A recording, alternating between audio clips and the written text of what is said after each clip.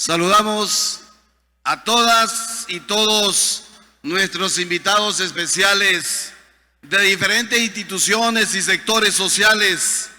Agradecemos el haber tomado su tiempo para acompañarnos en esta 53ª Asamblea Ordinaria dedicada al distinguido licenciado don Eugenio Solano. Gracias por estar con nosotros en esta asamblea. A todas y todos, compañeros y compañeras. Y muy especial saludo, nuestro efusivo, fraterno saludo para todas y todos ustedes, compañeras y compañeros, afiliación solidaria, afiliación que ha apoyado al SEC durante toda su trayectoria en estos 53 años. Gracias, compañeras y compañeros que están aquí presentes y las multitudes y la cantidad de compañeros que también a través de nuestras redes nos siguen. Gracias porque han hecho todo un esfuerzo para venir de cada rincón del país aquí a estar aquí hoy en esta magna asamblea. Y no podemos dejar de dar gracias a Dios, porque hoy regresamos a la actividad presencial después de 2 años por la pandemia del COVID, que por la pandemia del COVID nos separó de los amigos, de las familias, nos separó del trabajo, nos separó de todo aquello que no podíamos compartir en familia. Esa pandemia nos llevó a un aislamiento que nos apartó de nuestra vida cotidiana. La angustia, el dolor, la pérdida de familiares y amigos, el desempleo y la pobreza se profundizó en nuestros pueblos. Esta pandemia sorprendió al mundo, sorprendió al planeta y le dio un giro diferente.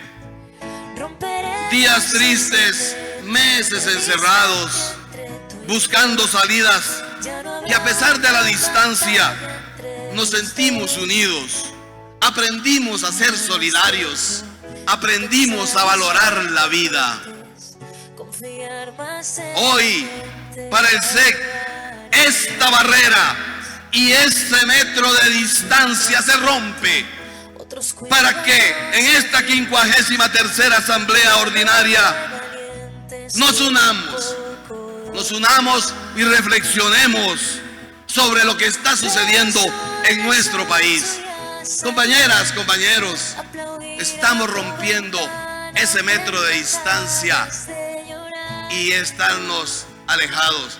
Aprovechemos, hoy nos vemos los amigos, las amigas, salude al que tiene al lado, salude al que tiene atrás, desen ese saludo, compañeras y compañeros, obra de Dios que nos permite estar aquí unidos. Volveremos a juntarnos, volveremos a brindar, un café queda pendiente en nuestro bar.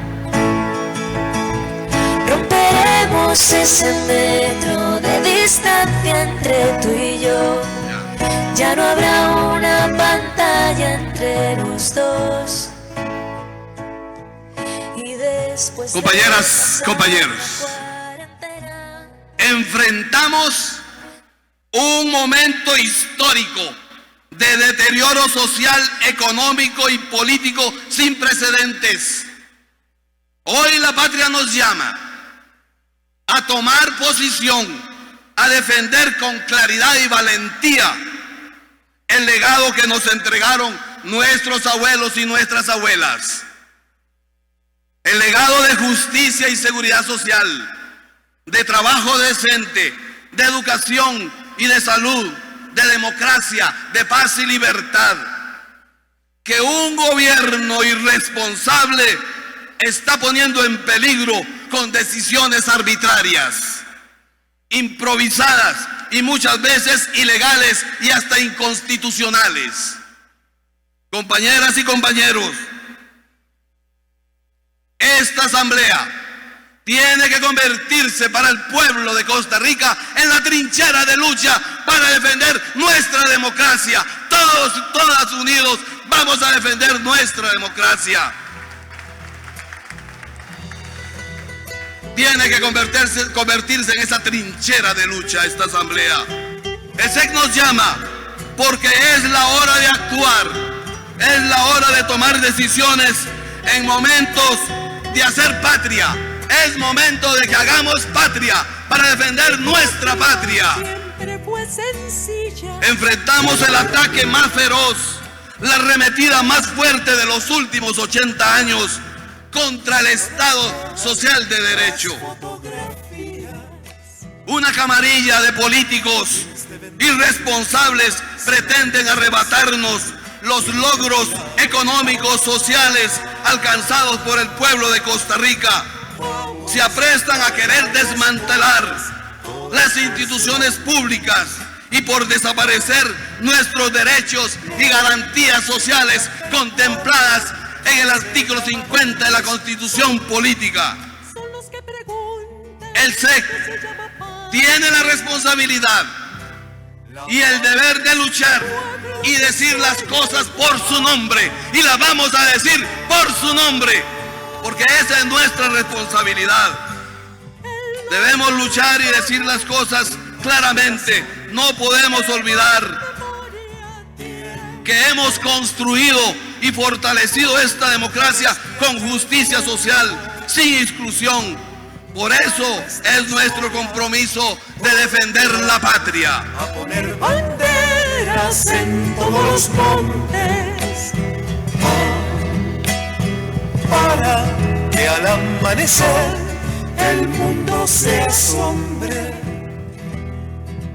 Vamos por el bien, Sí, a crecer la luz. principalmente nosotros, trabajadoras y trabajadores de la educación, tenemos que defender esa patria, porque sabemos lo que es hacer patria.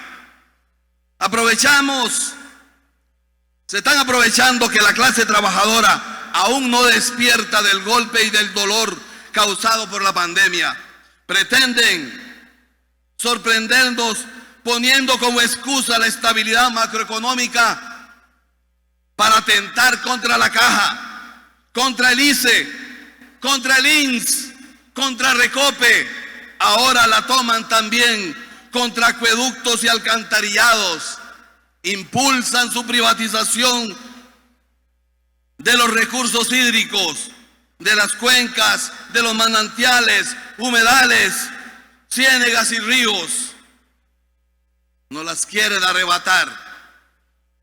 Las remeten contra la banca nacionalizada y subastan al mejor postor la seguridad alimentaria del pueblo costarricense con la mal llamada Alianza del Pacífico, empobreciendo a nuestras familias agricultoras y campesinas.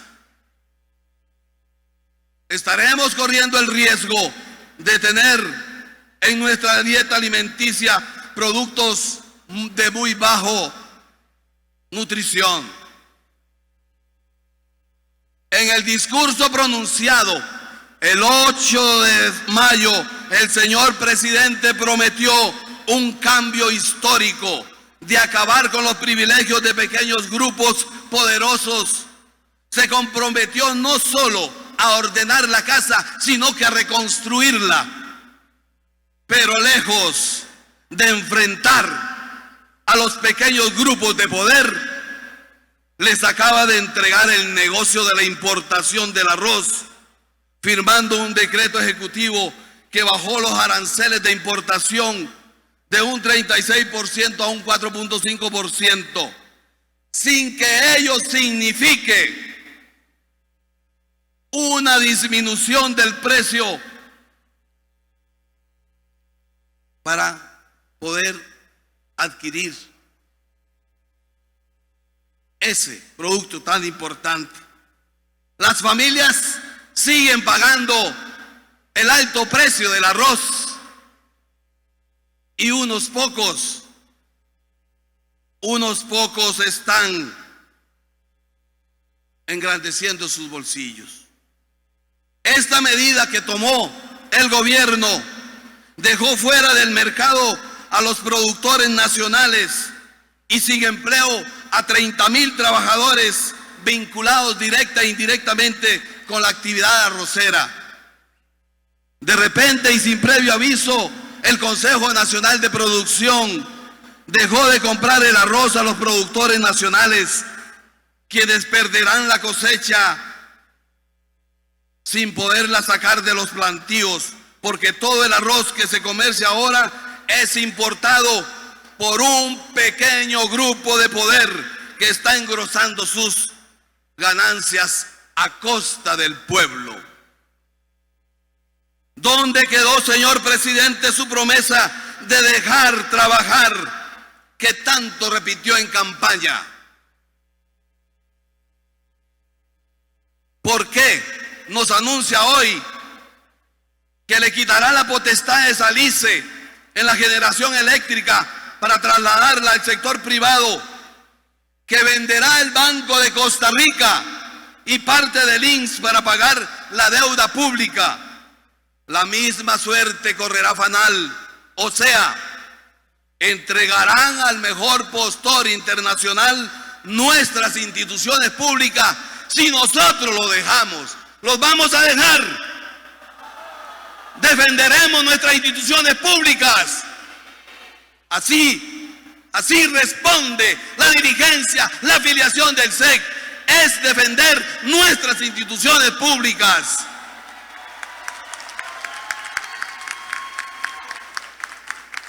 Sobre Habdeba, el ministro de Hacienda anunció que no le trasladará más recursos, lo que equivale a decretar un cierre técnico.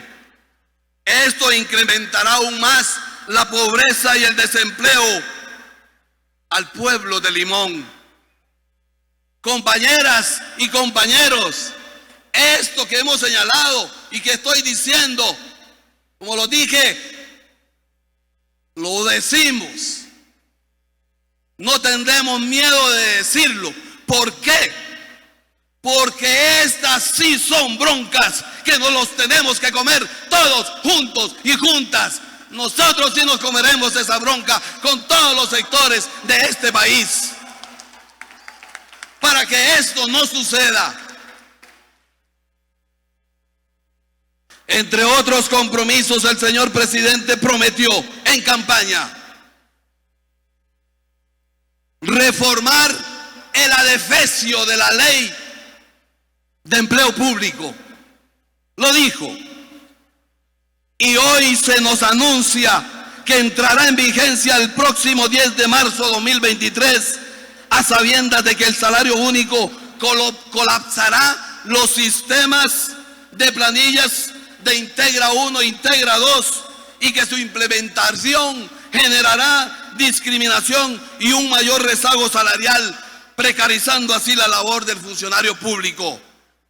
Así, ahí sí no se quiso comer la bronca. Pero para eso estamos, para defender, como hemos dicho, esta patria. Como sé que hemos planteado y justificado ante la Asamblea Legislativa la necesidad que la ley de empleo público entre en vigencia hasta agosto 2026, porque hemos fundamentado el por qué esto va a ser un caos si se pone en ejecución en marzo. Mantendremos las reuniones con los diputados y diputadas hasta que se nos demuestre que está debidamente ordenado su implementación. La quieren, así como la aprobaron a golpe de tambor, también a golpe de tambor la quieren implementar con todos sus problemas. Compañeras y compañeros, otro tema que nos llama la atención y a reflexionar es la discusión del presupuesto ordinario y extraordinario de la República para el 2023 y su consecuente asignación en materia educativa. porque están priorizando el pago de la deuda pública y la estabilidad macroeconómica frente a la inversión en la educación pública. Si bien es cierto que existen una ley que pone techo al crecimiento del presupuesto estatal mediante la imposición de una regla fiscal de gasto, el Poder Ejecutivo y la Asamblea Legislativa tienen a su disposición diferentes herramientas técnicas para priorizar en aquellas áreas estratégicas como es la educación. Hemos exigido, hemos dicho, no le aplique la regla a educación. La regla fiscal ha sido de muchos problemas ahorita. Pero sin embargo, el gobierno envía el proyecto del presupuesto a la Asamblea. No priorizó financiamiento de la educación. Más bien, el monto consignado para los servicios de educación en el 2023 decreció en 1.52%, que equivale a 39.000 millones de colones menos que el presente año. Pero este presupuesto del 2023 para educación tendrá un déficit de 200.000 millones de colones, sin tomar consideración el costo de la recuperación pedagógica pospandemia o lo mínimo necesario para la recuperación de la infraestructura educativa. Lo más lamentable es que las autoridades del MEP renunciaron de antemano a defender ese monto que constitucionalmente le corresponde a la educación, ese 8% del Producto Interno Bruto. Las autoridades de educación no lo han defendido. Compañeras y compañeros, la educación no se aparta de este descalabro que estamos viviendo. Desde el gobierno están desmantelando nuestro sistema educativo público, que ha sido por 200 años de vida republicana instrumento de movilidad social ascendente, herramienta para el fortalecimiento de la democracia, para la reducción de la desigualdad social, para la construcción de la paz y la libertad. La educación es el valor mejor diseñado por la humanidad para salir de la pobreza y lograr una superación individual y social. Hoy nuestro sistema educativo sufre los embates de quienes se arropan con traje fiscalista y con el sello privatizador del mercado. Golpean nuestro sistema educativo y con ello atentan contra nuestra convivencia democrática y contra el Estado social de derecho. Esto nos exige al SEC, exige a cada una de todas y todos nosotros a comprometernos para estar dispuestos a defender la educación pública, para fortalecer la seguridad social, porque el magisterio ha sido columna vertebral de la construcción de la democracia de este país. Esta educación está hoy gravemente amenazada por la falta de apoyo político y económico, por el desconocimiento, la improvisación y la falta de responsabilidad de quienes la dirigen desde las más altas posiciones administrativas y políticas. En nombre de una regla fiscal de gasto, arremeten contra todas las instituciones del pueblo y nos niegan el presupuesto de remuneraciones necesarias para pagar salarios decentes a los funcionarios públicos. Ellos, sin embargo, procuran que la banca internacional y los dueños privados de la deuda pública reciban puntualmente sus pagos, junto a jugosos intereses. El señor presidente de la República, sin ningún sonrojo, aumentó el salario de las personas cercanas a su gabinete en un 100%, mientras nos niega a nosotros, los trabajadores y trabajadoras, el incremento salarial mínimo por el costo de vida. Compañeras, compañeros, sepan que nosotros, el SEC, presentó la solicitud de un aumento de salario para el Magisterio Nacional. Se lo presentamos al señor presidente directamente en Casa Presidencial. Y hoy, ustedes me preguntan, ¿qué dijo? No dijo nada, porque no hay para aumentar el salario a los trabajadores del sector público y menos a los trabajadores y trabajadoras del Magisterio Nacional. Y eso tenemos que arrebatarlo. Porque ellos siguen diciendo, según el Banco Central y el Ministerio de Hacienda, hasta el 2028 no podemos aspirar a otra cosa más que a pagar la deuda pública. No tendremos aumentos salariales ni para compensar siquiera el costo de vida. Compañeras, compañeros, ¿puede sostenerse esta situación de deterioro tan grande en estos tiempos? Seguiremos pagando impuestos con una inflación descontrolada y nuestros bolsillos vacíos y nuestra alacena sin los alimentos que se requieren. Desde esta tribuna, con el mayor apoyo de esta asamblea, y quiero que esta asamblea, con lo que voy a decir, con el fuerte aplauso, llegue a los oídos del señor presidente, porque le exigimos al señor presidente responda a la solicitud que hicimos de aumento al Magisterio Nacional y se siente a negociar para todos los trabajadores y trabajadores públicos un aumento justo, no solo para sus ministros. Esta asamblea tiene que empujar en esa dirección conjuntamente con todos los trabajadores y trabajadoras. Durante la pandemia, en medio del dolor y la incertidumbre, este pueblo trabajador se socó la faja, no solo para sacar la tarea del trabajo diario del campo, en la fábrica, en los servidores de salud y educativos, sino que sacrificó sus ingresos para traer vacunas, socorrer a los enfermos y a las familias desplazadas de sus trabajos. Pero superada esta pandemia, la emergencia nacional superada, esta situación de injusticia ya no debe continuar. Si el señor presidente aún conversa, como dice él, con la señora de Purral, debe estar enterado que las familias costarricenses se han visto obligadas a eliminar sus alimentos nutritivos esenciales de su dieta alimenticia porque su dinero ya no alcanza. Ya no alcanza. Ante este panorama,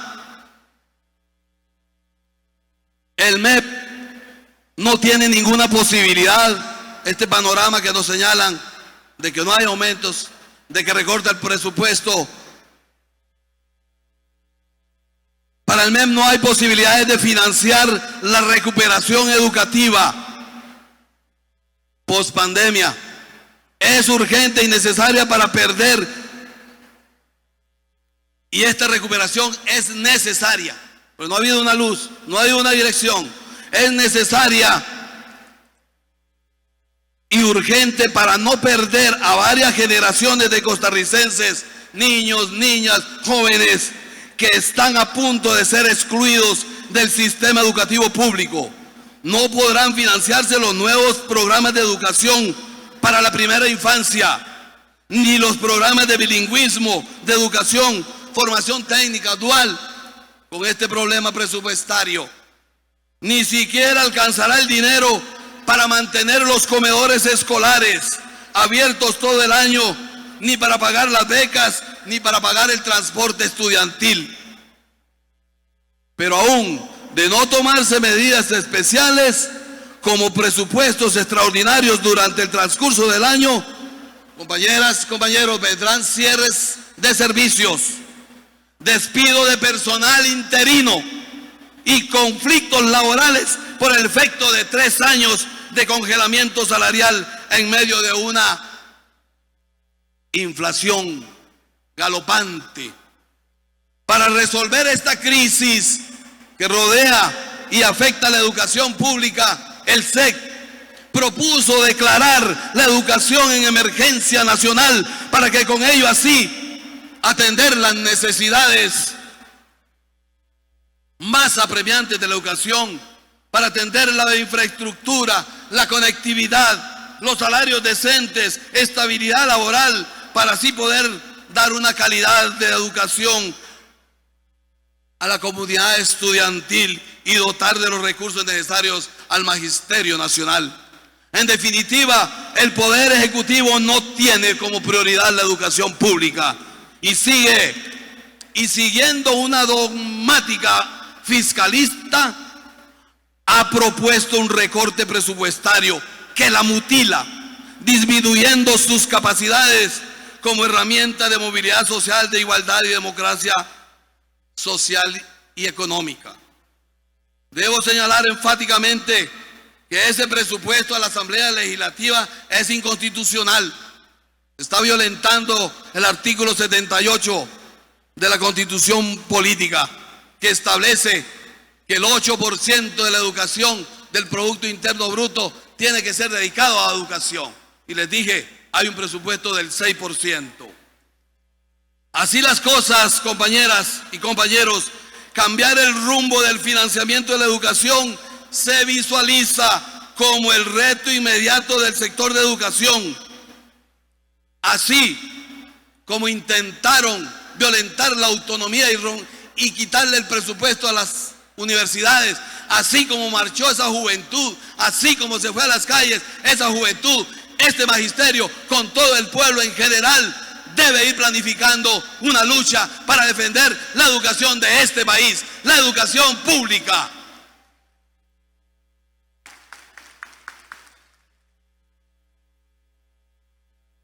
Compañeras y compañeros, el 8º informe del estado de la educación fue claro y preciso.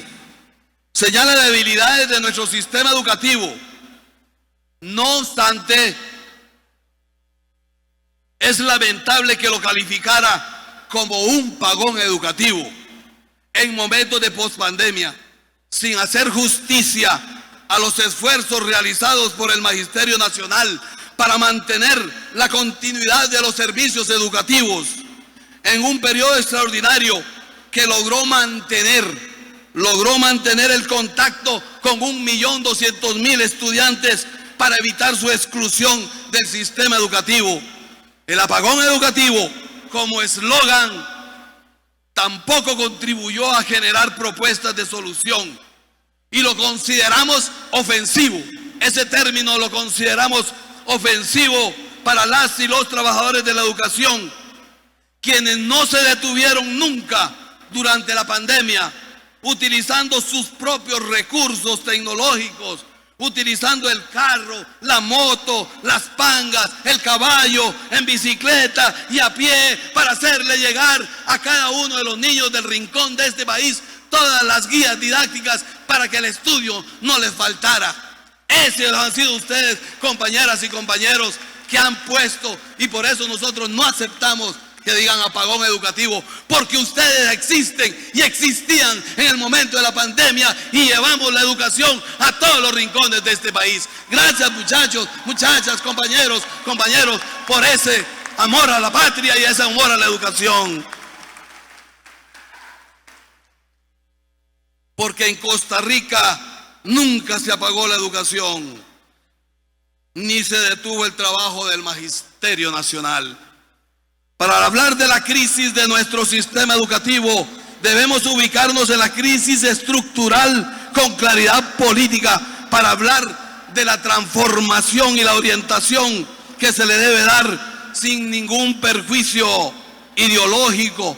Y tenemos que definir el paradigma educativo hacia una nueva era de este mundo globalizado en que vivimos, para crear una sociedad más justa, equitativa, sin discriminación y sin exclusión. que garantice la movilidad social ascendente y el fortalecimiento de nuestra democracia, y que esté al servicio del desarrollo del país. Se escucha decir en la población que tenemos un sistema educativo que navega a ciegas y que es como un barco sin rumbo, sin brújula. Es un hecho que el 2022 no ha habido una propuesta significativa para que este 1.200.000 de estudiantes pueda ser atendido. Consideramos que están ignorando que la política pública educativa no es una política de gobierno, sino que es una política de Estado. Es una política de Estado. Compañeras, compañeros, por la vía de la reforma del Estado y mediante nuevas prioridades en la asignación presupuestaria, el nuevo gobierno nos coloca para el próximo año ante una eminente bancarrota de instituciones públicas relevantes y ante el cierre de servicios públicos esenciales. Esto no es un error, ni es falta de experiencia administrativa de los nuevos jerarcas. Se trata de una visión que nos han venido imponiendo para achicar nuestro Estado social de derecho, eliminar el gasto público y privatizar instituciones, empresas y servicios rentables. Bastaron 6 meses a la nueva administración para mostrar su verdadera naturaleza y sus objetivos estratégicos. Mientras tanto, como solución, el gobierno pretende endeudarnos más con el Fondo Monetario Internacional y con un endeudamiento en el mercado internacional por 6.000 millones de dólares en eurobonos. Con este nivel de endeudamiento no es posible alcanzar a mediano plazo el equilibrio fiscal que ordena la regla fiscal del gasto, lo que nos impide invertir en infraestructura y servicios esenciales, nivelar salarios del sector público, ni arreglar carreteras ni puentes. Es solo pagar deuda. Esto no es viable. En el tiempo que tenemos que prepararnos para una tormenta social y política sin precedentes si no cambia la política económica social este gobierno. Esto no es una amenaza. No es una amenaza, es la realidad a la que nos están llevando, para lo que debemos todos los sectores sociales, productivos, generar alianzas y definir acciones para exigir que esa política económica y social tome otro rumbo. La política de expoliación del pueblo no es posible y sostenible en el tiempo. Esta asamblea del SEC abre el espacio para que contundentemente demos un mensaje al gobierno de que debe cambiar esa política que nos quieren implantar.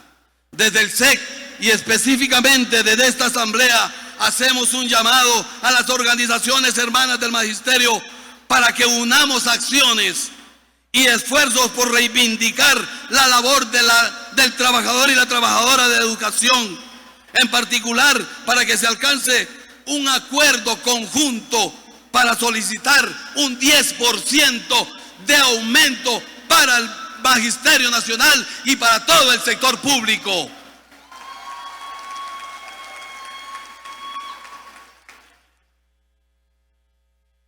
Proponemos además que nos unamos para exigir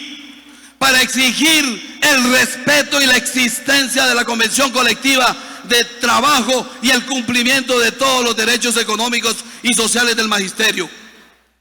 En particular, que se pague el zonaje completo, que no se hagan deducciones por sumas pagadas de más al nominalizar el incentivo didáctico del desarrollo de la docencia, y que se mantenga el pago de la dedicación exclusiva que ya pretenden eliminar. Finalmente, compañeras y compañeros, es nuestro llamado a las organizaciones sindicales hermanas, para que nos unamos en la lucha para defender el presupuesto justo de la educación, por el levantamiento de los límites económicos impuestos por la regla fiscal. En general, es necesario para unirnos, para demandar el avance y el fortalecimiento pedagógico en todos los órdenes del sistema educativo. El SEC continuará trabajando además, como ya lo viene haciendo, con otros sectores sociales y productivos del país, así como con partidos políticos representados en la Asamblea Legislativa, para impulsar de llegar a un acuerdo político nacional que permita establecer un verdadero diálogo social, democrático y transparente. Adelante, Magisterio Nacional, que como dijo el poeta y educador don Isaac Felipe Azofeipa, nunca se pone más oscuro que cuando amanece. Avancemos, que aquí está el SEC en la lucha, más fuerte, más combativo que nunca, preparado como siempre para la siguiente batalla y a defender los derechos de la clase trabajadora, de la democracia, por la defensa del Estado Social de Derecho, por los agricultores, por la soberanía alimentaria, por la institucionalidad pública y por la reactivación económica que ofrezca oportunidades de empleo y de disminuir así la pobreza y la pobreza extrema. Es hora de despertar, es hora que el pueblo despierte y de combatir el discurso populista y engañoso que este gobierno está vendiéndole a este país. Rescatemos el derecho a la protesta, a las libertades sindicales, a los derechos humanos, la seguridad social y sobre todo respetar la dignidad del pueblo costarricense, la cual se viene violentando y se viene pisoteando, como se ha hecho, como se está haciendo y como se ha hecho, insisto, con los trabajadores y las trabajadoras de la Caja Costarricense del Seguro Social, al quererle eliminar el aumento justo que a ellos les toca y que fueron paladines de la lucha contra el COVID, y hoy se les niega ese aumento justo. Y esta lucha por el aumento justo para los trabajadores y trabajadoras de la Caja, que también se les niega, por eso también despidieron así a rajatabla de una vez: señor Ramos, váyase de la Caja porque usted no responde a los intereses de este gobierno. Y valientemente don Álvaro Ramos, por defender el justo aumento y además por su concepción ideológica sobre lo que es mantener la Caja Costarricense, como su pensamiento tampoco contrasta con el pensamiento de este gobierno, por eso le dijeron váyase. Compañeras y compañeros, quiero pedirle a don Álvaro que nos acompañe aquí a nosotros hoy, que les dé un saludo a ustedes, recibámoslos con un fuerte aplauso. Ha sido valiente, ha defendido la Caja. Quiero pedirle a don Álvaro que nos acompañe y de veras démosle un fuerte aplauso, porque nos ha dado a conocer de veras lo importante, lo necesario que es la Caja, pero con un sentido social, con un sentido de servirle al pueblo. Don Álvaro, muchas gracias por estar con nosotros y queremos un saludo de su parte para esta gran afiliación del SEC, para este gran magisterio presente y el que nos continúa viendo en sus redes. Gracias, don Álvaro. Muy buenos días a todos. Muchísimas gracias a don Gilbert por este pequeño espacio que me ha abierto. Tal vez lo que quería comentarles es unas muy breves reflexiones. La primera es: no sería quien soy si no fuera por los educadores costarricenses.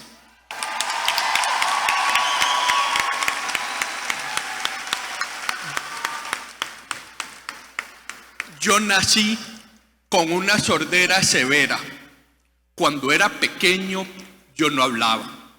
Mis padres, angustiados, me llevaron a la escuela Centeno Güell. Ahí recibí una educación excepcional de maestras, y debo decir maestras porque todas eran mujeres, unas maestras comprometidas, excepcionales. Hasta el día de hoy son como segundas madres para mí. Y eso es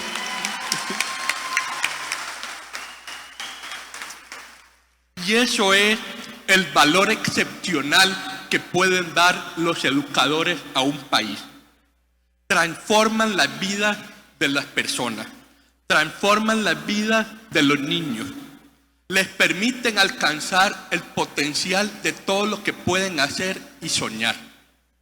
Y bueno, precisamente en esa línea, yo tuve el privilegio, antes del inmenso privilegio de haber podido estar en la Caja un tiempo, estuve en la Organización Internacional del Trabajo.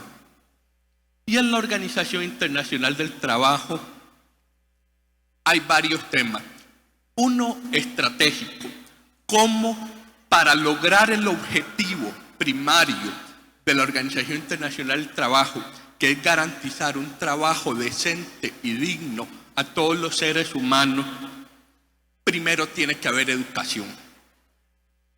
Y particularmente en esta línea, la OIT es muy enfática en que no solamente se trata de que los educadores van a formar a los ciudadanos que eventualmente, además de obtener un trabajo decente, también pueden ser ciudadanos, pueden ser partícipes plenos en la democracia.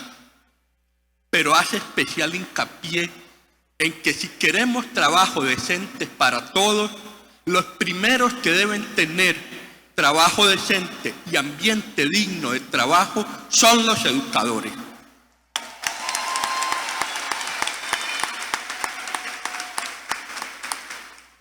Nosotros les confiamos a ustedes nuestros hijos.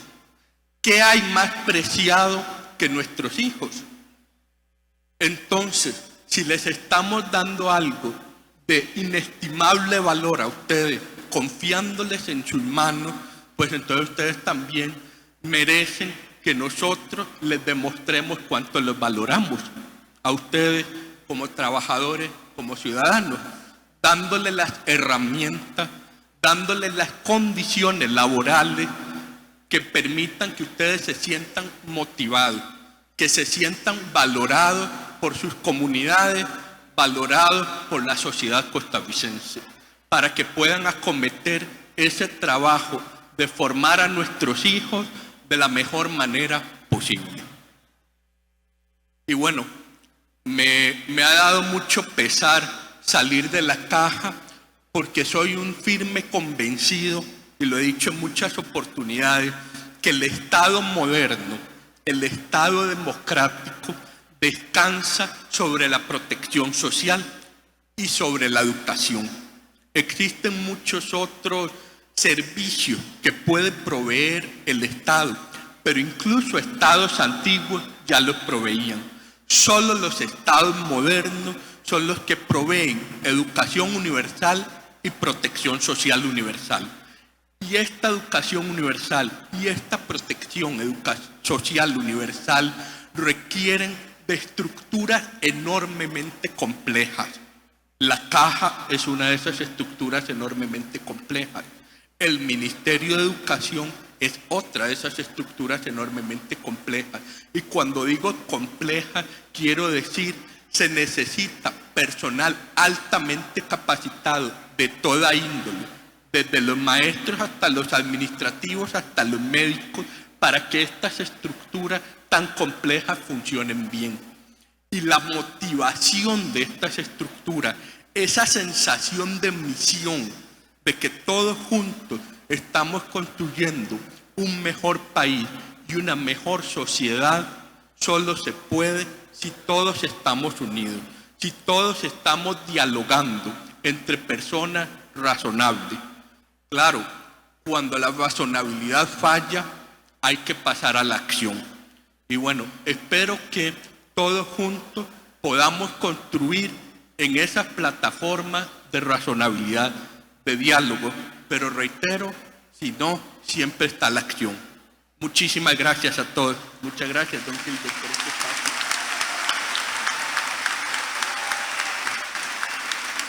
Gracias a don Álvaro, gracias. Y no puedo dejar de mentar de aquí también y de pedirles un fuerte aplauso, porque con nosotros está también doña Marta, que es de la Junta Directiva de la Caja, que aprobó ese aumento de salarios, doña Marta, y que también ha sido criticada por el gobierno y todo. Démosle un fuerte aplauso a doña Marta también de Junta Directiva. Gracias, gracias, porque son ejemplos que debemos de seguir de lucha. Compañeras y compañeros, tenemos claro que tenemos que estar juntos para dar la lucha. Hoy esta actividad hemos querido estar felices, estar contentos, decir la verdad de las cosas, pero tener claro que tenemos que estar unidos, muy unidos, juntos para dar la lucha, porque y levanten esas banderas,